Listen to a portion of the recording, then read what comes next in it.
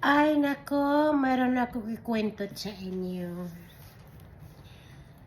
Itong araw na to, it's Saturday, April 3rd, Sunday. See, mali ka na naman, Ruthie. April Sunday.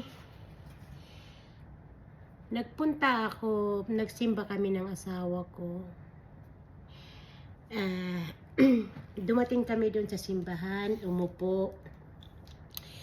Pagpasok namin, yung mga tao naglalabasan. Sabi ng asawa ko, tapos na ba ang simba? Sabi, di ko alam.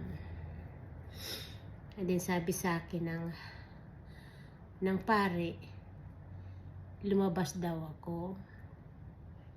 Sabi ko naman, okay, lumabas ako. Siguro tapos na, lumabas ako. Ay di maraming tao sa labas. Natural lang naman yun.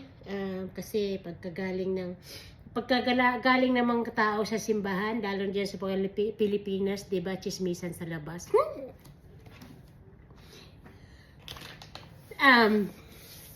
Ako ang ngayon ay nahiya ako sa sarili ko na nanliit talaga ako. Pero okay lang kasi hindi ka matututo kapag hindi ka nagkakamali. Lalo na kung katangahan ko. Matututo ako sa katangahan ko. Anyhow, mayroon lumapit sa akin na isang Pilipina. Ang sabi niya sa akin, nadodoon yung sa mga palm tree, Ang sabi ko sa kanya, wala akong palm tree. Wala akong Akala ko, tinatanong niya ako kung may palm tree ako sa bahay ko. Sabi ko, wala akong palm tree sa bahay ko. Sabi ko, ganon. Tapos dumaan lang siya. Tapos nakikita ko doon, wala na mga tao sa simbahan. Dalawa na lang kami ng asawa ko. Talagang may sigurong katangahan mo, Rote. Ngayon nasabi sa akin, kumuha kayo ng palm tree. Nasaan ang palm tree niyo? Pine tree, pala yung pine tree. Sabi ko, palm tree o pine tree? Palm tree yata yun o pine tree. Sabi ko, anong gagawin ko sa palm tree? Sabi niya, para daw mabasbasan. Sabi ko, bakit ko babasbasan yung pantry? Hindi naman ako ang talagang tanga-tanga ka, Rote. Wala kang sa pagkakaalam kasi first time ko lang yan in my life na ganun. Kahit dyan sa Pilipinas ay hindi ko naranasan yan at hindi ko ginawa yan. And then dito, kasi sa naman kami kasi nagse-celebrate sa Christian, hindi sa Catholic.